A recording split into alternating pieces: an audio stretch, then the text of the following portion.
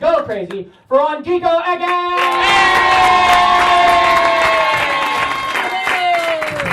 Hey, I think this is the perfect time to be doing comedy in the basement, right? Trump won. I feel weird about it. I'm pretty excited though, because now I have like the next 4 years to elaborately blame white people. That's my favorite thing to do.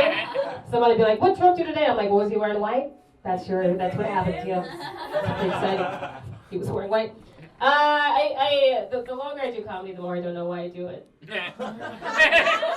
know? Like, people, we make it look easy, because, you know, we're on stage, we're like, "Hey, look at me, I'm great." But, like, it's not, like, I think about this all the time.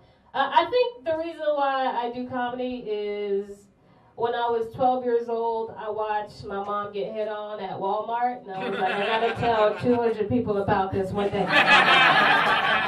I gotta tell them, they gotta know what really happened at Walmart. Comedy is really tough when you travel. Like, one time I did a show in Syracuse, and I got there, and I bombed for like 15 minutes, right?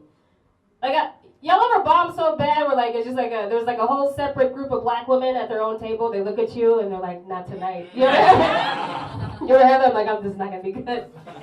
They're like, "Not tonight." I'm like, "Okay." So maybe I shouldn't come all the way up here for $50.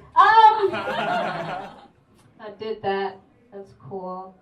I'm at a weird stage where I don't know if I'm depressed or if all of my friends are white. I can't tell. I'm not sure yet. I eat all of my meals in bed mostly.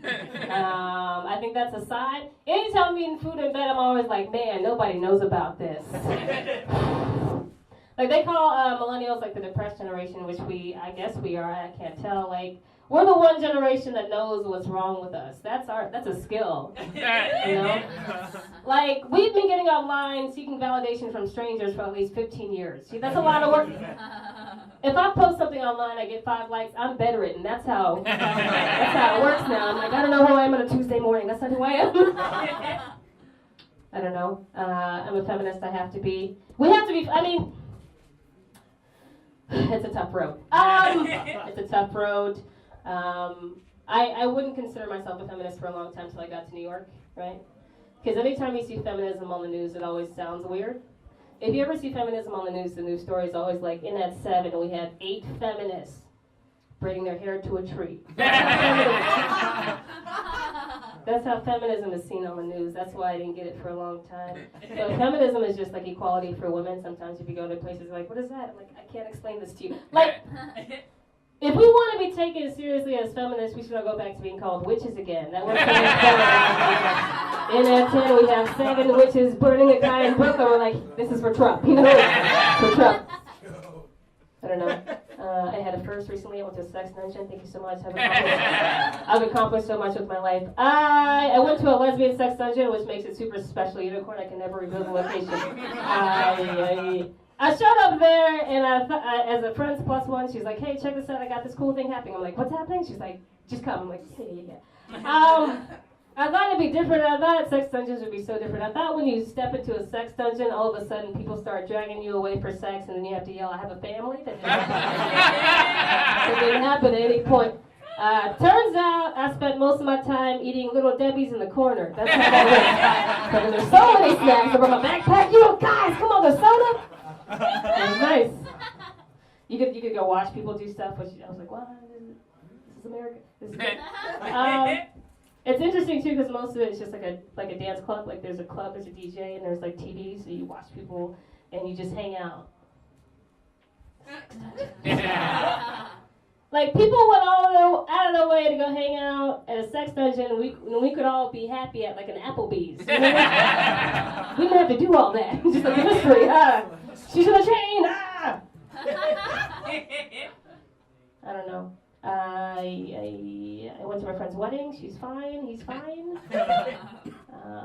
Weddings are interesting. You guys ever think about how much you have to love someone to marry someone? It's like a lot. I do the numbers. Like, if you're not pregnant and the other person is not going to war, that is super love. Like, that is That is a lot. I do the numbers. That is a lot of love. Like, 2 weddings, I've only been like 2 or 3. A few of the weddings, it's always been like the best man is the couple's grown-ass kid. Like, I just look at my family. I didn't know you could get married without being pregnant first. Like, anytime I go to a wedding, I'm just like, shouldn't your kids be walking down the aisle with you? That's how it works. Like, it's so different back in the day. You marry someone and you move to the woods. You're like, hell yeah, I love you. No dad, right? Now to marry someone is so different. Now to marry someone, I have to be like, hey girl, I love you so much. I want to add your student loan debt on top of my student loan debt. And that'll make me a happier person than I was yesterday. I think my thoughts are evolving though as time goes on. Like I'm just like, I would love to force my African family to go to a gay wedding. I think that'd be interesting. Yeah. That'd be funny if my parents showed up and I'm just like, hey, check this out. You have to follow the guy in the booty shorts and the bow tie to your chair. I think that'd be great. This is for Trump, you know? That's my time, guys. Bye.